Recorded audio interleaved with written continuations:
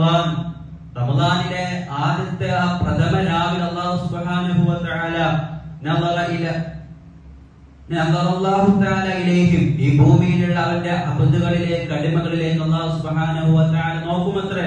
എന്നിട്ടോ വമൻ നദറല്ലാഹു ഇലൈഹി ലം യുഅദ്ദിബുഹു അബദ, ആരിലേക്കാണ് അവന്റെ കടാക്ഷം എത്തുന്നത്, അവന്റെ നോട്ടം എത്തുന്നത്, അവനിക്ക് യാതൊരു ശിക്ഷയും പിന്നെ ഉണ്ടാവുകയില്ല എന്ന് മുത്ത റസൂലുള്ളാഹി സ്വല്ലല്ലാഹു അലൈഹി വസല്ലം തങ്ങൾ ഒന്നാമതായിട്ട് പറയുമ്പോൾ ഫൈൻ ഖലൂബ അഫ്വാഹിഹിം ഹീന യുസൂന അദിയബു ഇൻദല്ലാഹി മിൻ റീഹിൽ മിസ്ക്.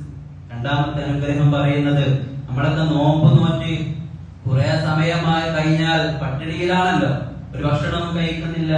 ആ സമയത്ത് അവന്റെ വായിൽ നിന്ന് വരുന്ന സ്മെല്ല്, ദുർഗന്ധം എന്ന് പറയുന്നത് അത് അല്ലാഹുവിന്റെ അടുക്കൽ കസ്തൂരിയേക്കാൾ വാസനയുള്ളതാണെന്ന് മുത്ത റസൂലുള്ളാഹി സ്വല്ലല്ലാഹു അലൈഹി വസല്ലം തങ്ങളെ രണ്ടാമത്തെ അനുഗ്രഹമായി പറയുമ്പോൾ മൂന്നാമത്തെ അനുഗ്രഹം പറയുന്നു, ഫഇന്ന മലായികത തസ്തഗ്ഫിറു ലഹും ഫീ കുല്ലി യൗമിൻ വ ലൈലതി, എല്ലാ ദിനരാത്രങ്ങളിലും മലായികത്ത് അവന് വേണ്ടി ഇസ്തിഗ്ഫാർ ചോദിക്കുമത്രേ.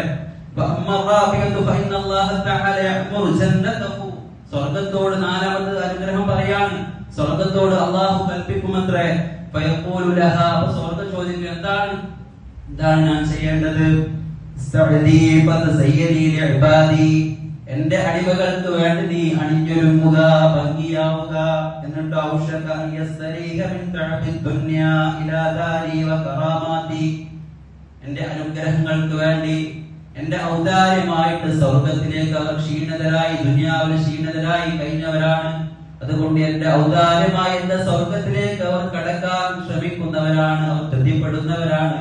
സ്വർഗ്ഗത്തിലേക്ക് കടക്കാൻ അവർക്ക് സമയമായിട്ടുണ്ട് എന്ന് പറയുമത്രേ. നാലാമത്തെ അനുഗ്രഹം അങ്ങനെ പറയുമ്പോ അഞ്ചാമത്തായിട്ട് പറയുന്ന അനുഗ്രഹം, ഫഇന്നഹു ഇദാ കാന ആഖിറു ലൈല